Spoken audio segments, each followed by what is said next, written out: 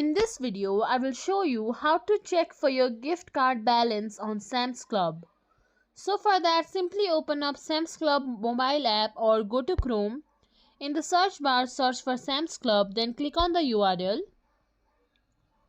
In the top left corner, you will see this 3 lines menu bar. Click on it.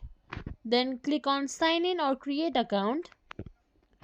After that, from here you can simply sign in to your account. Once you're signed in, this will be your home page. In the top right corner, click on the same menu bar again. Here click on account information. Once you click on it, there you will find payment methods. Click on it. Or you can find gift cards. Simply click on it. After that, you can enter your card number with 4-digit PIN code. Then you can also view it in your... After you are done doing that, you can simply view that gift card even during your checkout and then use it. If you think this video was helpful, please like, share, subscribe to our channel, and thank you for watching.